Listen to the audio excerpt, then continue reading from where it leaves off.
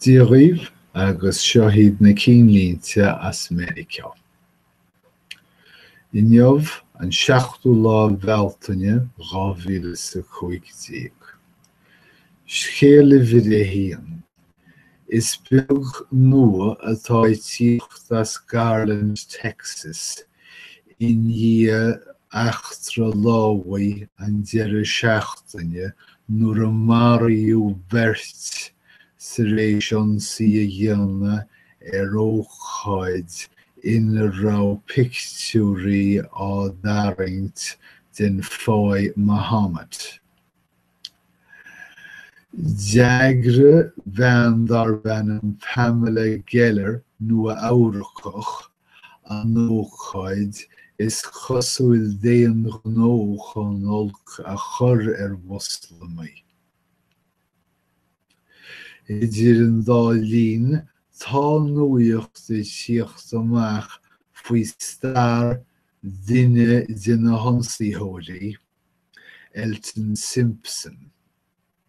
Is chosúil idir 2006 agus 2009 gur cha Elton Simpson an chuid deama i Mílan ag labhairt faoi Islám agus rialacha Islám le duine a cheap sé a bheith na chara ach in áiríre a bhí ag chúiléisteacht le gléas electrónach chun fianaise a chur ar fáil don FBI.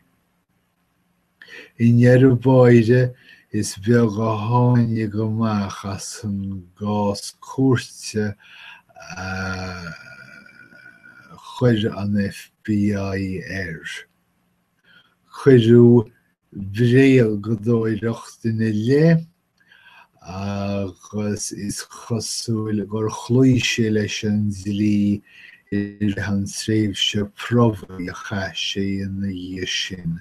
Agus idir an dálín d'fhan sé amach as trí bhlóid go dtí dónach seo chaite nuair a d'eagraigh sé an ionsaí seo ar an ócáid. Scéal mhíre 2. Hillary Clinton. Idir seo agus mína samhna 2017 ní bhaithesach ag chur leis an méid scéalta atá tíocht amach faoi na híorthóirí. Sa chás seo, tá Hillary Clinton ag tuairt le fios go mbeidh sí sásta airgid ó choiste gníomh politiúil agus an tairgid sin a úsáid fáchaine feachtasaíochta agus a lehéad. Tá ag súil go maileoidh an choiste seo ar bhrúgrúpa é an áiríre agus Priorities USA Action mar ainm ar idir $200 agus $300 milliún. Beag nach ar chomhéid leis na méid a bhaile na poblachtánaí faoin bhratach Crossroads USA i bheachtas toghchánaíochta 2012. Scéal mhíre 3. Spórt. Sa réis seachtainní fada ceistúcháin agus inniucha, tá an NFL an léig peile náisiúnta sa réis tuairt le fios gur mó is dóichí gur raibh isig quarterback Tom Brady gur raibh na líthróid díreabh sé gimmert leis i gclifií NFL na bliana seo chaite díbhoilscithe sé sin gur ligeadh an taobh amach as tú.